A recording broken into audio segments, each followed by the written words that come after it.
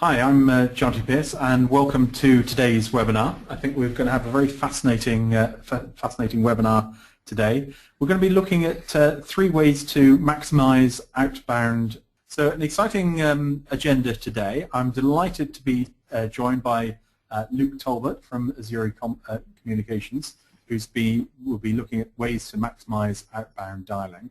I think we're going to have very entertaining smart ways to dial from Rob Escott from Vanquis Bank. When we did in rehearsal, I certainly learned some new things from that, which I thought was great.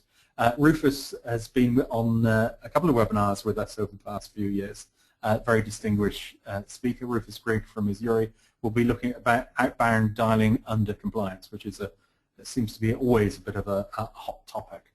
We then have top tips for outbound dialing, and also your questions and answers. Across to Luke Talbot.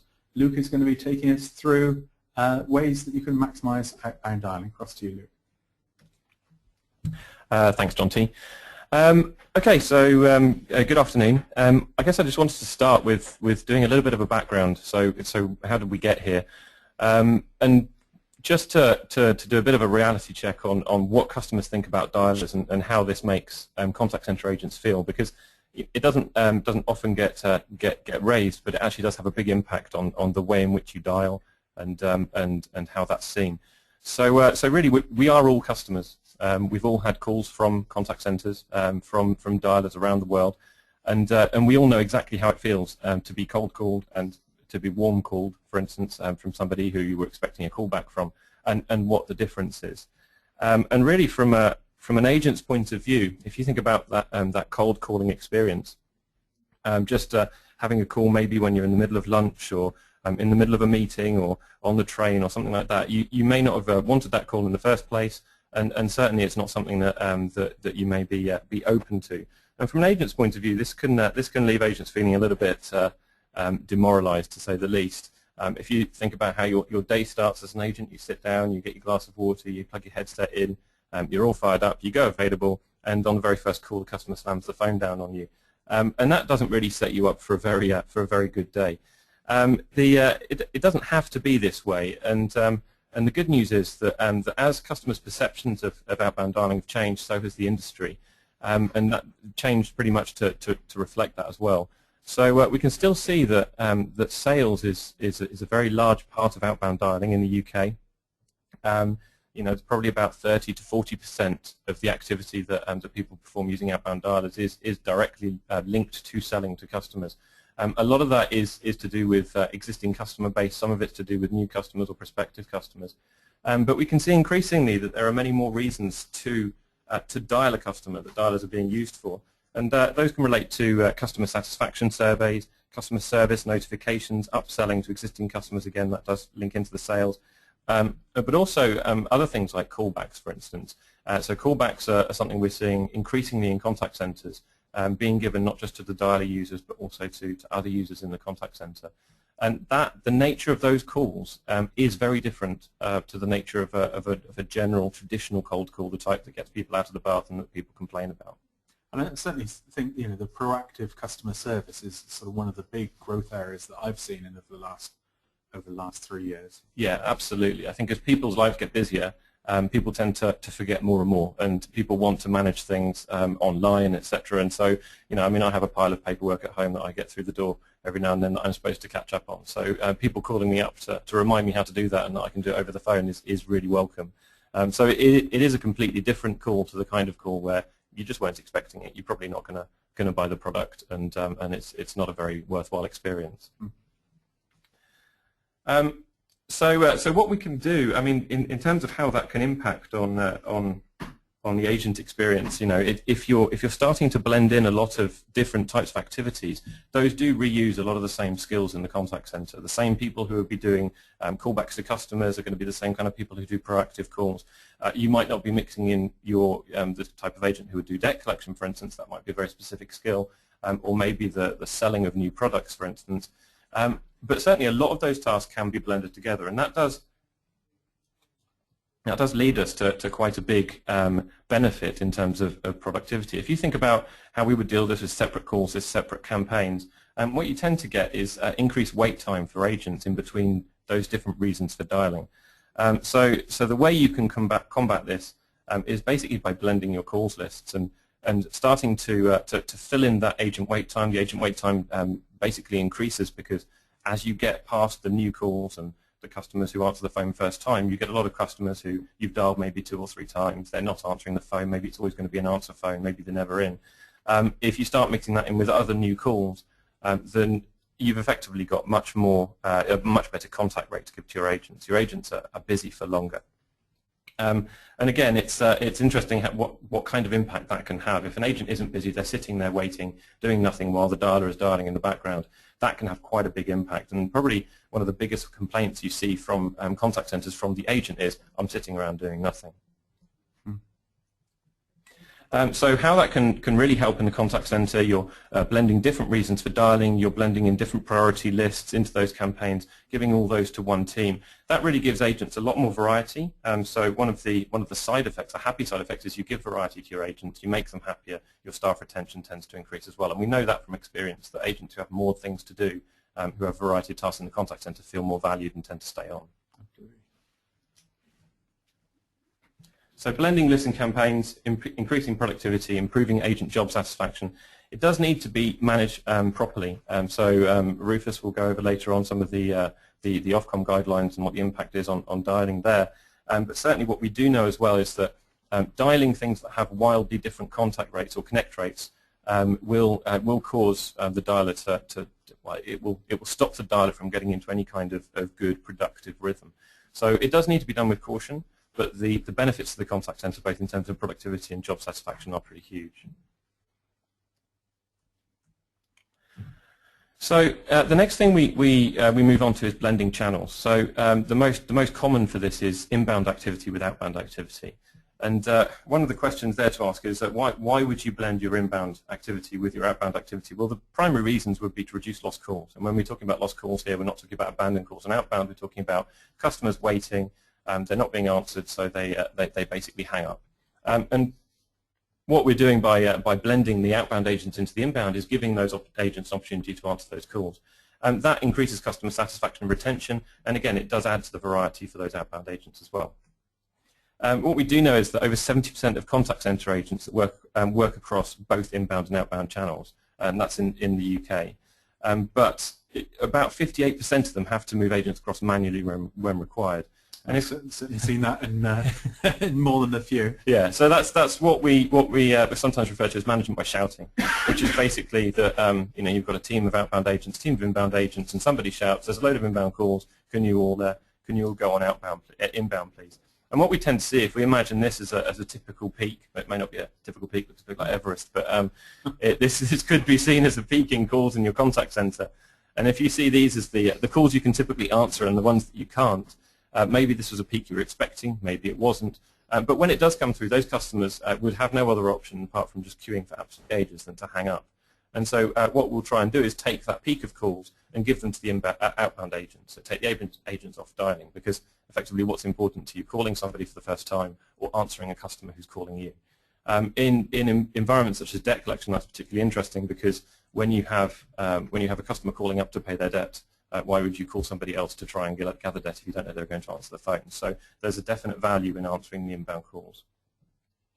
But what you also see is the other type of blending. So it's the other way around. Maybe your typical outbound contact center is, you've got 50 seats on one side, and we saw that the majority of contact centers, size contact centers for outbound was between that 10 to 50 seat mark. But the inbound agents may also do outbound dialing at some time as well. So particularly the callbacks, the calls that would have gone to them anyway, that during that peak were offered a callback. You can get those people as well to start using a blending as well. And I think Rob Escott from Vanquis Bank, you're going to be talking about blending in your part of your presentation. Yeah, absolutely. I'll talk a little bit about how we achieve it and how we get the most out of it. I think there's several different ways that you can set up blending, and I'll just talk to a slide around how we optimize it for our contact center and what impact that had. Yeah, absolutely. Okay, so the next thing that is good to look at, and this can have some significant advantages in terms of actually getting through to customers.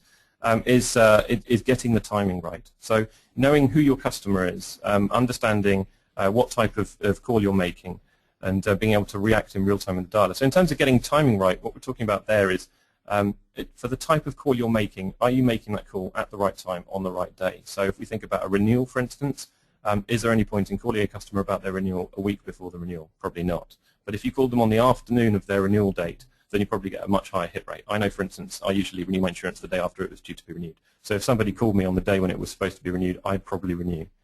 The next step really is knowing your customer. So absolutely everybody has a unique profile, every single customer in the UK. And unless you're GCHQ, you probably don't know all of it, but you probably do know a lot of it. And that's to do with, when the customer's home, when they're likely to be dealing with their accounts or services or anything like that. And also when they're likely to purchase something. Maybe you have a purchase history from them, so you know the times that they're dealing with these sorts of things. Now, knowing that kind of information can have a significant benefit. The next thing is live lead suppression. And when we're talking about live lead suppression, it's also putting stuff into the dialer as well, but doing it when you need to do it. So, for instance, another example, I'll go back to debt collection. A customer calls in, they set up a payment plan. What would be more annoying than receiving a call 10 minutes later asking you to set up a payment plan because the two systems are disconnected and the lead wasn't suppressed in the dialer?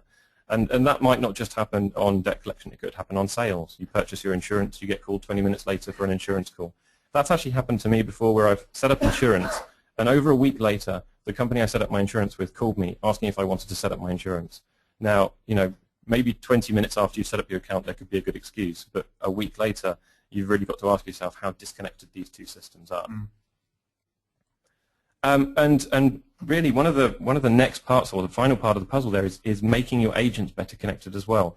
So bringing your outbound dialer, because the outbound dialer is often seen as an external part of your contact center. It's not often at the very heart of what you do. It's sort of on the side. You've got 20 or 30 or 40 agents over there making outbound calls while everyone else takes inbound. And part of the problem with that is it's outside the customer story. So bringing it into the customer story, giving the agents a full contact history, be it over SMS, so an SMS you may have sent them, an SMS they may have sent you, emails, calls, the last time you dialed them, all the outcomes and the results. That means that for an inbound agent it's important because it means that the customer record is there and you can have a good conversation with the customer. But remember, the customer wanted to call you, so they've got something to tell you. If you're calling the customer and you don't have all this information in front of you, then what kind of conversation and connection can you have with them? They'll be having to tell you stuff that, to be honest, they weren't ready to tell you in the first place because you called them. So if you've got it all in front of you, that generally leads to a better connected customer service experience. Okay, the next one, and I've chosen a picture from Marwell Zoo here because I reckoned it was far less likely to lead in being pursued. But living with meerkats is a way of phrasing the rise of aggregators, really, and aggregation sites such as Compare the Market, Go Compare, etc. And what they've done to a company that's selling a product online is that they've leveled the playing field. So, the way your website presents it doesn't have so much to play anymore, the advertising, etc. Because a customer will tend to see 30, 40, 50 different suppliers up on a list with the price, the benefits, etc. And they can just compare them very simply and choose the one they want. So, so really, you've got to be aware of what's happening at that aggregator level and respond to it quickly. So again, going back to the connection you have with that customer, and being able to respond to those hot leads. I mean, bear in mind, a customer's gone on to Go Compare, for instance, and they've seen all these products pop up. If they're doing that on the day of their renewal, that's a very, very hot lead. If it's one of your own customers, and you can find this out, obviously, because the data's coming towards you, your own customer base, if you can cross-reference that, then that is also a good opportunity to get in there and do some customer retention. And we all know that the accepted wisdom is that retention is a lot cheaper than getting new business. So getting a lead to the top of the pack, you've got, let's say, 150,000 data records in there. How do you get that one record where the customer's gone to an aggregator site where it's a hot lead because their renewal date's today? How do you get it right up there so that you can respond very quickly? And now the hot leads do start to call after a certain amount of time, and that will change from industry to industry. But if we take the car insurance sector, for instance, we do know that after about 5 minutes, car insurance cools down considerably. So if you can get that call out to that customer talking about that particular thing they've just put into that comparison site within that time and have a conversation with them, then you're far more likely to actually get something out of it. I've certainly received calls, 3 days later, and I've already renewed by then. So yeah, absolutely. It does seem a bit daft at times. Yeah, and that goes into deprioritizing anything stale. So what would be the point of calling somebody that 2 days after their renewal when they went onto a comparison site? Yeah. That's probably gone, and you're certainly not going to favour that over a good lead. Yeah. So really, aggregators may level the playing field, but the technology you have, the processes, and ultimately your agents do put you miles ahead. So getting all that information to them is going to help. So in summary, they are pretty simple things. None of this is rocket science, but they do add up to make quite a big difference. So where it's possible and relevant, blend your reasons for dialing to the same agent, because that will make them more productive and generally more satisfied in that role. Blending your inbound with your outbound. So again, it's not a one-size-fits-all, but blending does have significant advantages if you do have a customer service role on inbound as well. And connecting your data, so making sure that you're dialing for the right reasons to the right people at the right time, and getting that information to them. And ultimately, if you take what is essentially a cold application from outside your contact center into your contact center, then you really can turn that into genuine customer interaction. Luke, thank you very much for that indeed. We're going to go now to another poll. What we're going to do is look at some of the problems that are faced by outbound dialing, and we're going to put a poll up. What problems do you face with outbound dialing? We've got a number here. If a problem you have doesn't appear, please type it into the box. But the choices are, and you can vote on multiple ones here, what problems you face with outbound dialing, the Ofcom rules, managing dialer data, blending inbound and outbound, motivating or incentivizing staff, or getting more sales. So if you'd just like to vote on any one of those that apply to you on there. Rob, without wanting to put you on the spot, what do you think are sort of likely to be some of those common areas, do you think? I certainly think from our area that motivating and incentivizing staff is a thing that requires the most thought. It's the classic economic law of unintended consequences, isn't it? How does your incentive drive behaviours that you don't want? And effectively, you're playing a long game, aren't you? And of cheating and trying to devise such an incentive that isn't cheatable. We put a lot of energy into that, and we haven't got it right yet. I know that. Well, let's put the results up. I don't want to put Rob particularly on the spot. Let's share the results up on the screen. Very close, very close. A very close second, motivating and incentivizing staff. Managing dialer data, that's quite an interesting one of how to get stuff into the dialer, and I guess how to get things in real time, particularly within the 5-minute window you were talking about, Luke. Blending inbound and outbound and getting more sales are all some problems. What I'd like to do then is, and also yours may not appear on there, is to drill down to a little bit more detail on that. What I'd like to do is ask the question of the audience, what is your biggest problem with outbound dialing? So if you'd just like to put your answer to that question into the question box, what is your biggest problem with outbound dialing? If you could type that in now.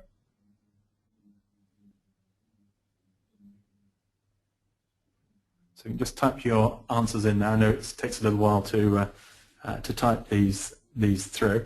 So we've got a number of answers coming through. Garen has said they've experienced some resistance to real-time dialing, i.e. phoning too quick, and getting pushback as customers haven't had an opportunity to digest the quotes on Compare the System and info. This was especially true with aggregated data where the customers have a list of prices and policies to digest. Quite interesting there. Tamara has said motivating staff. Interesting one from Rian. Keeping focus. Rufus, that sounds quite an interesting management opportunity. It'd be interesting to know if that's Rian keeping focus or keeping the agents on focus or keeping focus on listening to what we're saying. I guess it could be any one of those. Samantha said getting the contact ratio right is a challenge they've got. Gina says getting staff to be enthusiastic. Russell, which I guess is linking dialer outcomes into CRM systems. Richard says AMD and digital networks. Rebecca has said setting outbound KPIs and targets. Anthony has said obtaining continuous motivation of staff to be autonomous. So I guess motivation is a common theme here.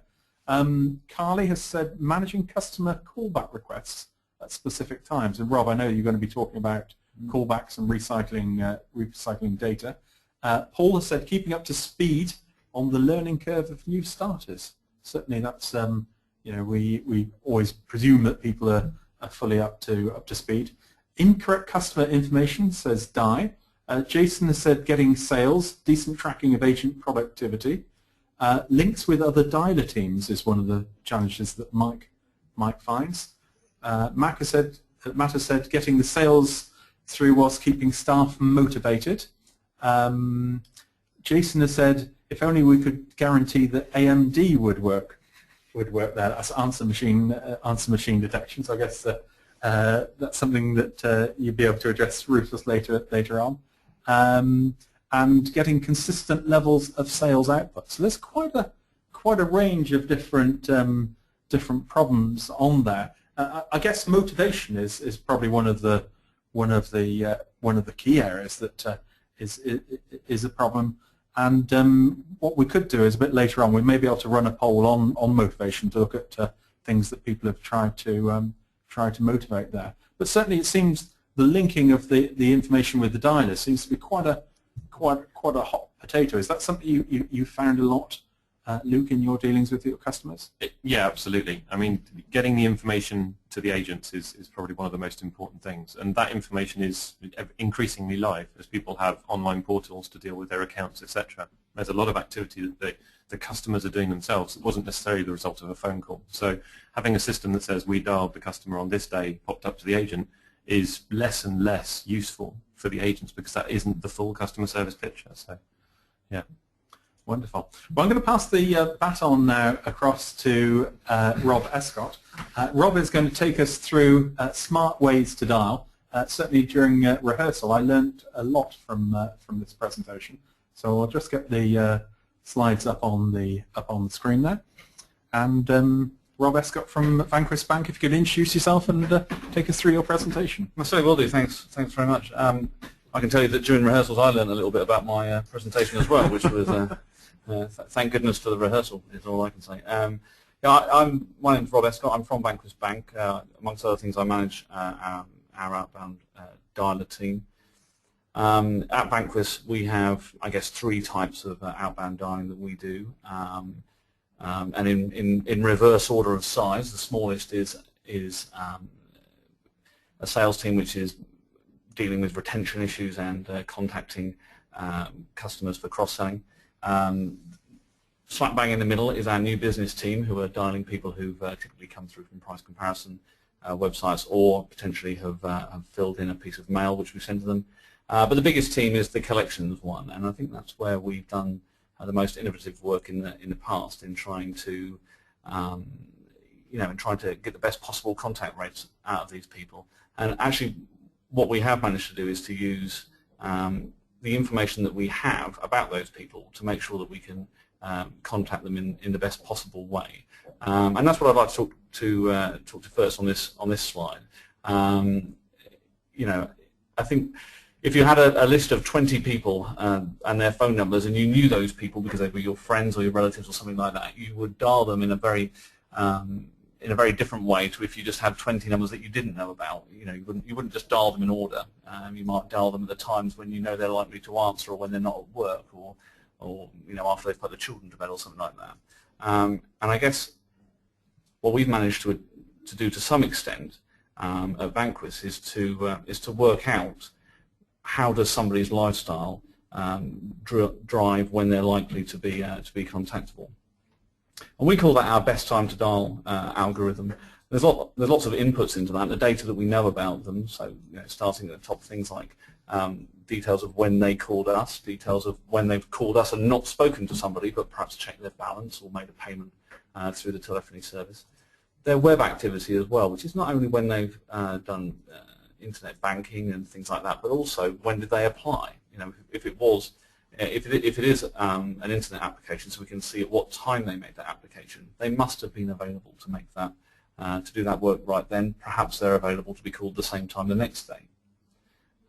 Also, our history of when we've managed to contact them in the past.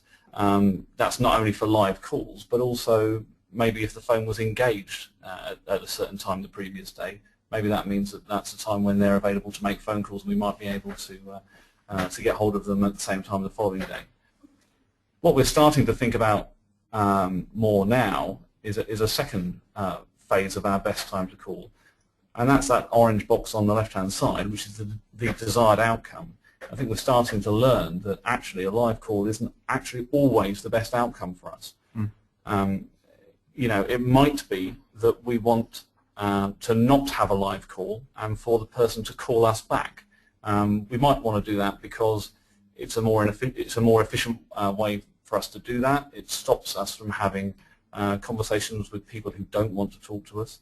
It stops us from hitting as many answer phones. So maybe the desired outcome is to avoid answer phones. Maybe it's to hit people who are not going to answer. Maybe it's to call just before the best time to call, so that they'll call back into our contact center. So that's an interesting kind of move away from just trying to drive outbound contact, but to force inbound contact at the time when you want it. So just to let you know how we sort of got on doing that, and we've been doing it for about a year now, so we've got plenty of data on on how that's gone. We managed to work out a best time to dial for about 30% of our customers. Now what that means is for 30% of our customers we have enough information that we can make a guess which is going to give us an improvement on that customer. It doesn't mean that we don't have any data on the other 70%, but we don't have enough information to guess that we'd actually like to schedule the call at that time. What we found is that if we try to schedule more than about 30% of our calls, we don't have enough other calls to make to fill in the time between these calls. So actually, about 30%, I think for us is a sweet spot, but other people may find that it's more or less. So on that 30%, we get an uplift, a measurable uplift, about 30 to 50%, depending on what the quality of the information we have is, in getting hold of somebody on the first dial, which is terrific. But actually, I think it's the next sentence which is more important for us, which is that we around halve the number of answer phones that we hit. That really has a big impact on our wait time, and it has a big impact on the motivation of the staff, that they're going to get a good call coming next, and on the nuisance factor, I guess, for the customer. So the two aims that we sort of have in doing this. Firstly, we want to get hold of people that we know are contactable, which are this 30%. We want to get hold of them with the minimum of fuss. We don't want to call them 5 times at the start of the day and then call them at the right time. We just want to call them at the right time and try to not upset them in any way, but get that payment or that promise to make a payment in the minimum possible time. And we want to free up resource to focus the attention on the people who actually we're finding it more difficult to get payments from. So that's really about recognizing so rather than a general pattern of 5 o'clock to 7 o'clock is a better time to call everyone. It's knowing exactly, Mr. Smith has in the past called us in at 3 o'clock. Yeah, exactly. So we'll try at 3 o'clock. Call him. That's exactly right. I mean, 5 to 7 o'clock, great time to contact someone unless they happen to be an evening worker, in which case, terrible time to call them. And there's a premium on dials that you can make between 5 and 7. You want to make as many dials as possible in that time. You've only got a finite amount of staff that you can use to make those dials. So move people away from that dialing period if you can, by working out which ones you can dial, particularly during the dead times. Make the right dials between 10 and 12 and between 2 and 4:30, for example, so that you then have more space to make the sort of more random dials, the more thrashing about like a fish out of water kind of dialing, in the evening. Yep, very good. So I just wanted to, we talked a little bit about this earlier, but I just wanted to speak about how we have achieved the best that we can, that we think we can manage with inbound-outbound blending. I think the thing you want to avoid with inbound-outbound blending is agents moving between inbound and outbound far too often. When people move from outbound to inbound, for example, typically there's a slight lag in the way that the dialer is dialing. So it's dialing hard, trying to get lots and lots of live calls. A couple of 3 people move off the dialer. Meanwhile, some people answer the phone, and those calls are abandoned calls. There's no one there to assign the call to. And what that can then do is push your abandon rate up to a level which is unacceptable, and therefore slow your dialer down even further while it tries to compensate. So we get this kind of peaks and troughs style of outbound dialing as a result of people moving from inbound to outbound. And so I guess the conclusion from that is that we need to minimize the number of movements between inbound and outbound while still trying to fill the peaks and troughs that Luke demonstrated on his slides earlier on. And the conclusion that we came to is that what we actually need to do is to keep an outbound team and an inbound team that are minimum sized so that they can go on to be blended. I'll just sort of try to explain what I mean by that. So I guess the blue line there represents my requirement for having inbound staff at any one moment in time. Now I can't actually produce a shift pattern that gives me that type of inbound pattern, and actually I can't predict it to within that kind of accuracy that I want either. So what I do is I put on a level of inbound only staff that is towards the bottom where that red line is, so that those people are on inbound all day, or say for half a day, and they never move to outbound. I then have another team, which is the area between red and green, which might take outbound calls, they might take inbound calls, they are going to flip in and out. And then above that green line is everybody who's just on outbound. And what that allows me to do is the people above the green line are always consistently on outbound, they'll never flip to inbound, and that keeps that dialer pacing along at the right level of speed. Let's talk about what that's sort of done for us. I think the big one for us is it reduced the wait time between calls. For our team of about 120 people working on collections activity, it reduced our wait time from about 12 seconds as a running average to about 7 seconds, which was a really significant improvement for us actually. And we made about 20% more dials with the same team size when we went to this model, compared to having an unmanaged, let's just put everybody on inbound and outbound and allow the dialer to deal with it. Clearly the downside of that is that we have to put some resource into making sure that we are flipping people to inbound and outbound. So there's a trade-off to be achieved between managing it too closely and getting the absolute best efficiency out of your teams. One point of note, which I guess comes back to motivation and incentivization, is that those people below the red line, there's always a small queue waiting to have their inbound calls taken. These people have nearly 100% utilization below that red line. And what that means is that they get the best opportunity to perform the best in the call center and to get the biggest incentive. But they're also burnt out. So you can only leave them on inbound for so long because they are going to be nearly 100% utilized. And certainly Scott has said that he completely agrees with this method of blending. He's done this before at weekends and the results were fantastic. It also meant that he could use his best agents to speak to more customers by having them with greater flexibility. I think that's exactly right. And there's then a question of, well, which ones do you want? Your best agents, do you put them on inbound or do you put them on outbound? In a collections environment, the inbound traffic is people who want to talk to you. So actually perhaps you want your worst agents on inbound because they're getting easy calls because they're people who are likely to make payments. Yeah. Maybe you put your best agents on the outbound, even though they're going to end up being less utilized because you're putting them against the hardest calls. Yeah, indeed. Last slide for me now. I just want to talk about the way that we think about call selection rules now. I guess I'll pose the question there, how many different types of call are there? I think we normally think about 3 types, and that is new, arranged, and recycled calls. But what we know Vanquis about our customers is that there are new calls which are great most of the time. There are arranged calls which are great, and there are arranged calls which are rubbish.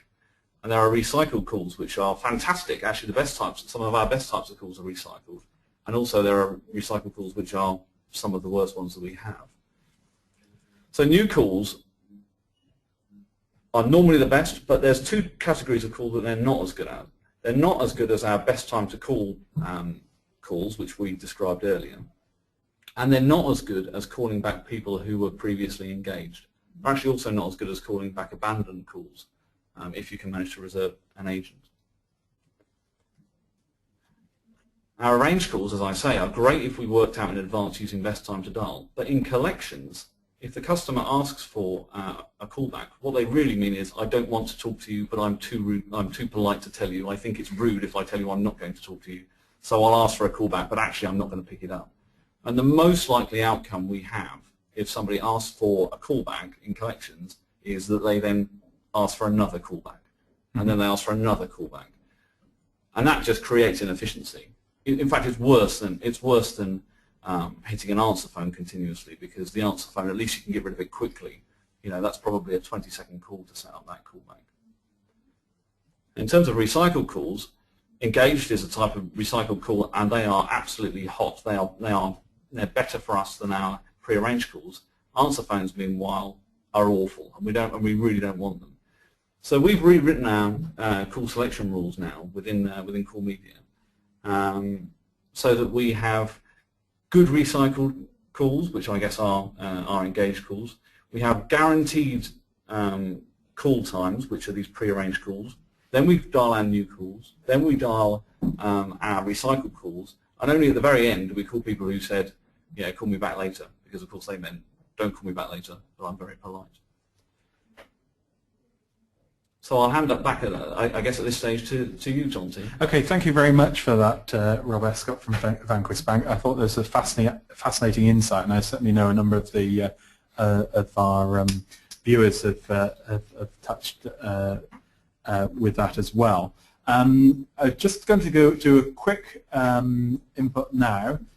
What we'd like to do is, there's been a lot of talk about motivation and things such as that. So what I'd like to do is just ask the question of the audience: how do you manage the right behaviours in the contact centre? So you'd like to add that in. Also, we're going to be doing a champagne draw for the best tips. So if you'd like to put your best tips into that as well. What we're going to do now is hand across to Rufus Grig, who's going to take us through a presentation, a short presentation on Ofcom, the Ofcom regulations and dialing under compliance. Rufus, trust you. Thanks, Jonty. We just need to get your slides up on the screen. Are they not there? Yeah, we can see them. Okay, great. Okay, so regulation is often thought of as being the big challenge that we have to hit, and it can be definitely thought of as a pain. I did notice actually it was one of the lowest scoring challenges people have, and I guess that's because the regulation's been there for a longish time now without too much change. But I think it's important to bear in mind why the regulation's there. And I've been involved in responsible outbound dialing for a long time now, since the late 1990s. And it is a tremendous privilege that we have to be able to call into people's houses, to talk to them, either to try and sell them something or to collect money or whatever. It's a very personal thing that we get to do right inside their house and to their workplace or to their mobile, which is a very personal thing for most people. And it's important, I think, as a group, as an industry, that we don't abuse that privilege. Self-regulation worked for a while. Ultimately, it didn't. That predictive dialers did end up getting abused, and that's why Ofcom had to step in the middle of the last decade and introduce some rules. So these rules are very much about the use of predictive dialers, generally about avoiding the experience of the consumer when they have a silent call or an abandoned call with an information message. And Ofcom are the main people that we worry about. Ofcom are the people who get to levy fines. They can levy a fine of up to £2 million. But also, depending on the industry that you're in, you may well have other bodies that you need to worry about. The Credit Services Association, the Market Research Society and the Direct Marketing Association all have codes of practice. You'll know which sector you're in and which ones apply to you, and the clues are generally in the title.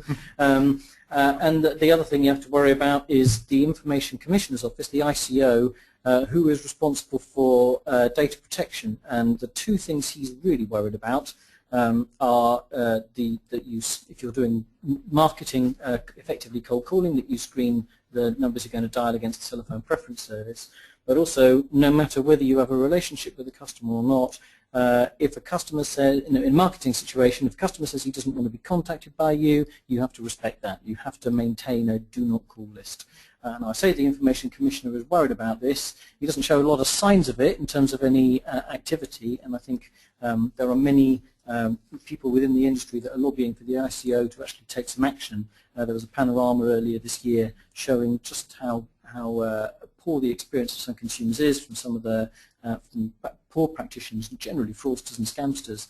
So the ICO hasn't yet fined anybody. Ofcom have made some high-profile naming and shaming. Because I think they've been getting about 12,000 complaints a month on robocalls, and with not much action on that so far. Yeah, I mean, the complaints come in, but I think that the view, and I clearly can't speak for them, but I think their view is they don't have the resources to do very much about it. But complaints come to TPS, they come to Ofcom. Very few people complain directly to the ICO because most consumers, let's face it, don't know who they ought to be complaining to. So in the first instance, most people complain to the nuisance call bureau of their telephone operator. And so you pull all this together, the complaints about robocalls, about TPS violations and against silent calls amount to in excess of 100,000 a month across the populace. So it is a big problem that consumers feel. And one of the things I always feel when I'm running a session like this is the very fact that people want to dial into this webinar and listen shows these are the guys who are sticking to the rules, adhering to best practice, being the good guys, and unfortunately we have the rug pulled out from under our feet by those who aren't practicing the rule of law, aren't being respectful to those people that we're calling, and we end up in effect being slated with the poor press. But that's the problem of being on the good side of the law, I suppose. So just a quick rattle through the Ofcom regs. Given some of the comments that came back, I'll focus on answer phone detection rather than spend much time on very much else. Things that have been around since 2006, every call has to ring for at least 15 seconds before you decide to hang up on it and consider that it wasn't an answered call.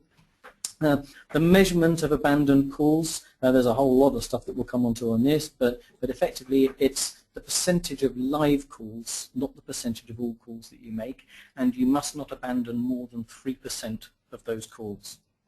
Now this is where we come on to the more complex area with answer machine detection.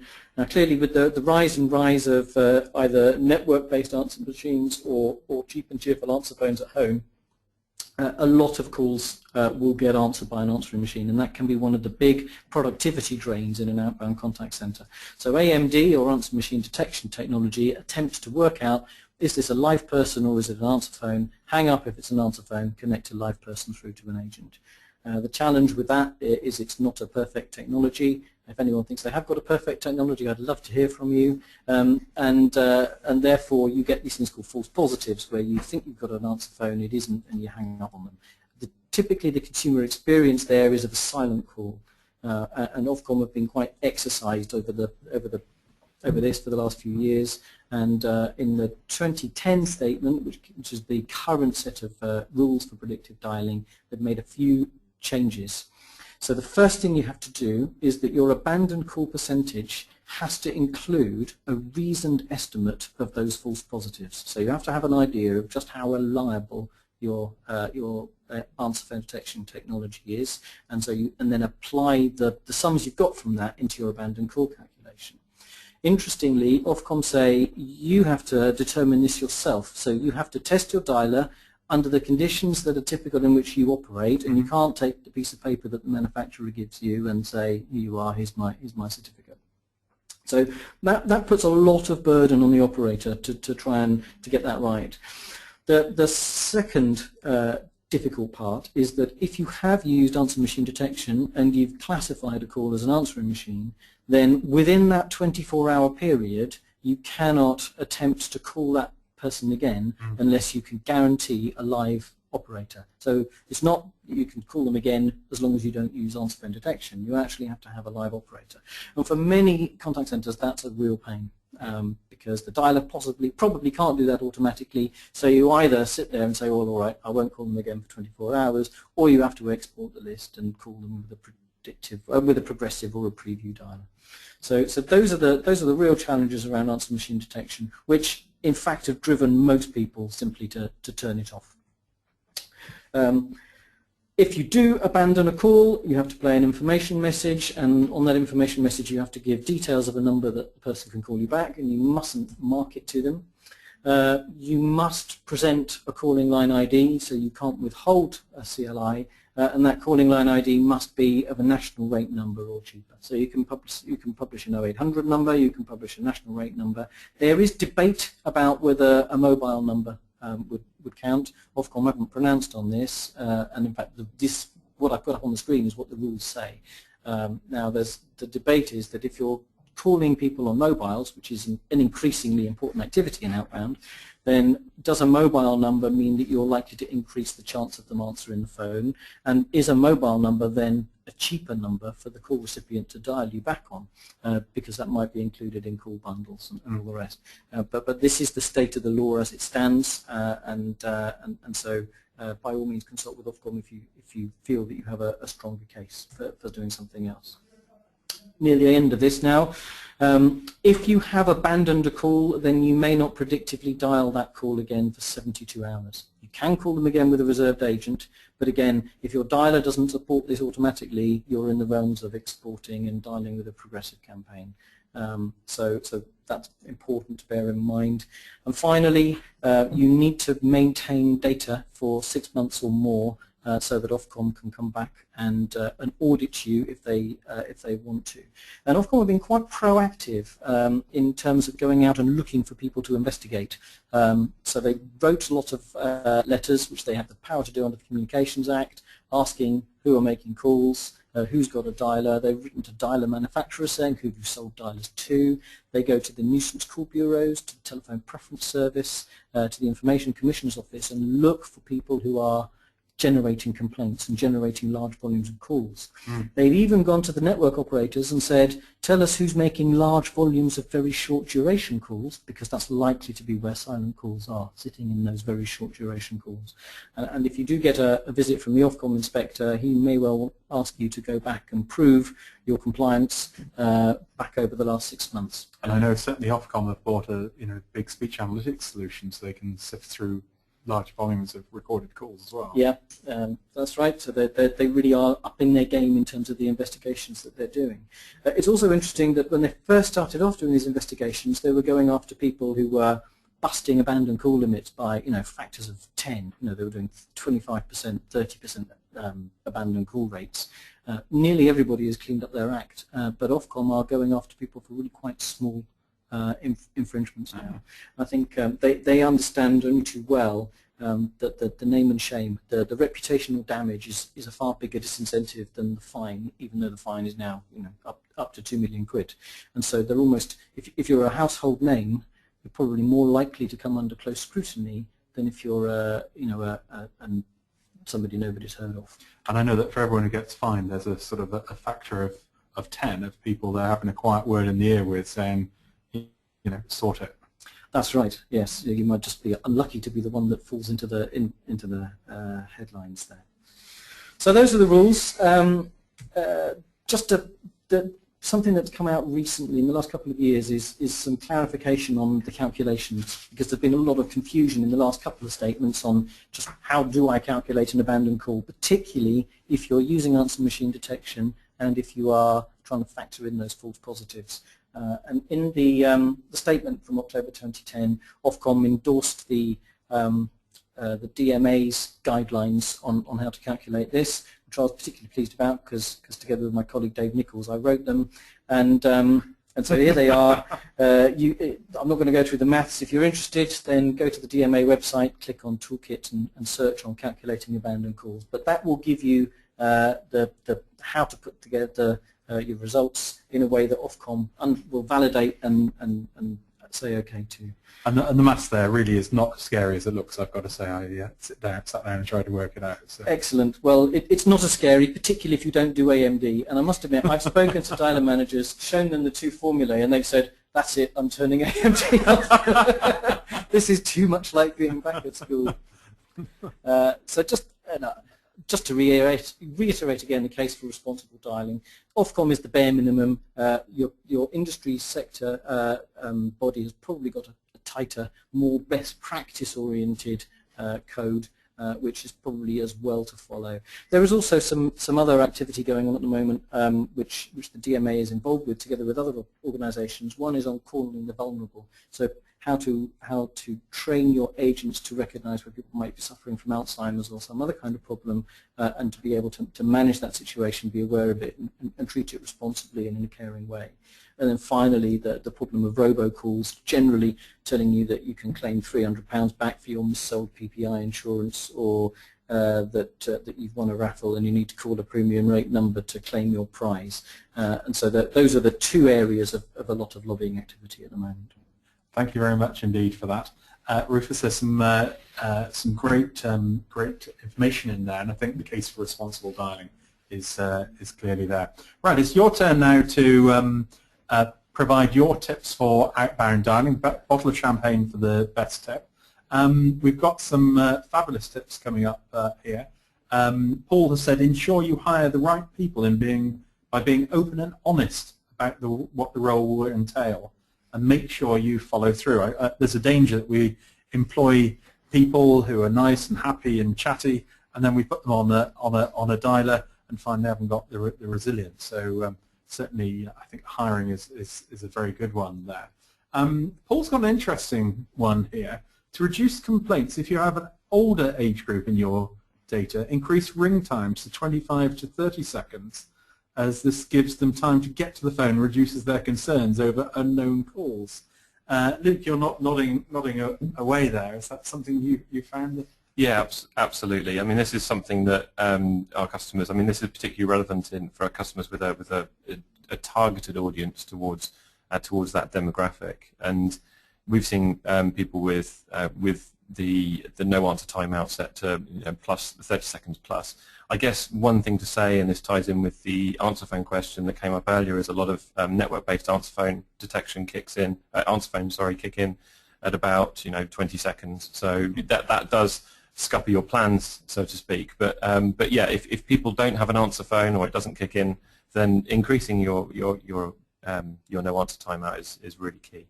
Yeah, we've got some tips on motivation. Samantha said a tip on motivation: games interacting the whole team, booby prizes along with wine, free lunches, etc.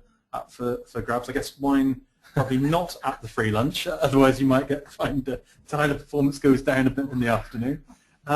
It's quite an interesting one. Balls of steel, ideal for smaller teams. Each agent has 5 balls. When a sale is made, that agent gets to take another's ball.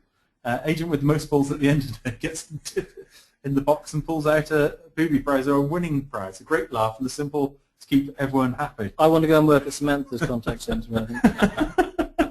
That sounds fun. Scott has said, ensure agents are fully engaged, that they completely understand the dialing strategy and the reasons for callbacks, why and when we retry. I guess that's a little bit similar to some of the things you've been doing. It's an interesting one. It's an interesting one, and we have found with some of our teams that we get incorrect call closures, which because the result of an incorrect call closure is that they get recycled at the wrong time. Someone will say, look, why am I calling this person back? We've made a sale. They've already said they don't want it. And the answer is, well, yeah, you made the sale on the system, but you closed the call as an answer phone. Well, guess what? We called it back as if it was an answer phone. So there is certainly something in that. But depending on the complexity of your answer phone, of your dialer strategy, might be a bit of overload sometimes. Yeah, well, it looks like Samantha's on a bit of roll. She says, unless there's more than one Samantha in the audience, for me the key is one-to-ones. Always stay in touch with your staff. Emotional intelligence plays key. I certainly know some organisations do a lot on emotional intelligence and personality profiling of different people. So you approach different people you're calling in different ways. My team is mainly outbound with high sales targets, so it's important each member of staff isn't forgotten about, and it makes for higher individual self-motivation and a happier environment. These through reflected on the calls. Certainly, when I visited British Gas, they had the personality type up on the wall next to the person. If you're going to ask them a question, it gave you a clue about the best way to go and address them. Yeah, I think that's really important. Outbound's a really tough job, and these people, there are people who are great at it and people who thrive on it. But for many people, having the door slammed in their face in effect, so many times an hour, they're just not going to. It's not the right role for them. So finding people who thrive on that environment is really important. James said, create a propensity model for the likelihood of the next outcome on an answer being an answer machine, then leave those accounts out of the data file. Answer machine detection is not a panacea. Rufus, is that? I've not heard that one before. I think it's not that dissimilar to the work to what Rob was talking about. Really, I completely agree with James. It's not a panacea. If you can model it, if you've got the data to do it, then it's great. Rob, do you want to add something? Yeah, I was just going to say that one of the things we do is we look at accounts might stay in our dialer for a long time, could be a month, could be more if they haven't made a payment, and over that time you might be calling them 3 times every day, and you don't want to be hitting, 90 answer phones in a month. So what we do is we take those accounts out where we're constantly hitting answer phones and put them into a robo dialer, which of course in a collections environment is a little bit different to perhaps in a cold sales environment. That's extremely successful for us because of course using IBM. You don't listen to those answer phones because they don't transfer through to you. There's a tip about playing a message to someone saying, press 1 if the answer machine detection wrongly detects an answer phone. That seems to be quite a complicated way around things. Rianne, lead by example. There's nothing more frustrating to agents when there are lots of calls to be made answered. As a manager gets in with them, you get a better understanding of the issues they face. So I think certainly leading from the front is often a way to deal with that. We've got a couple of questions from the audience. How do you determine if hot leads go stale after 5 minutes? We've been experiencing resistance to. I think we touched on that one earlier. Do you use any personal data to determine the best time to call? Rianne asked. I think we touched on that. Yeah, we have. I guess that's more like file stratification, isn't it, to some extent? So looking at it and saying, well, perhaps females who are between 28 and 40 are most likely to come back from the school around 9:30. That kind of stuff. I think what we found on that is that there's not that much in it, and it's not a great indicator for our contacts. That they're actually going to be available next. But certainly I think what you have to do is look at your historic data and say what are the big influences on working out when the right time to call this person is. And definitely demographics might be one of them, but it doesn't seem to work on our files. And Garen asked the question, what is the time period between capturing customer data and the outbound call? E.g., if they accept an insurance policy, how many days until this gets loaded into an outbound list? We have a campaign where we contact new policyholders about 9 to 15 days into their policy. Luke, presumably you can get information in a matter of... Yeah, I mean, I'd say that's kind of up to you. I mean, I think it was Garen as well who asked the previous question about the 5 seconds. So yeah. I guess the key here is having technology that you can load data into and affect just pretty much whenever you want. If you want to dial the customers 9 to 15 days into their policy, then that would have to be your decision. But I don't think there's anything that should naturally stop you doing it sooner. The 5 second thing, 5 second, that would be good. And the 5 minute thing, it's going to be specific to the type of lead you're dealing with. More complex things are going to need customers to digest more information on, certainly when going onto comparison sites. So if you're talking about life insurance, I wouldn't expect someone to want to call back after 5 minutes. But if you're talking about something fairly generic that people understand very well, and that's certainly the example we used based on customer experience, after about 5 minutes, people have digested the car insurance they pretty much want, and they're going through it already. So yeah, it is. You need to be able to put the leads in the dialer when you want to call them. Yeah, thank you very much for that.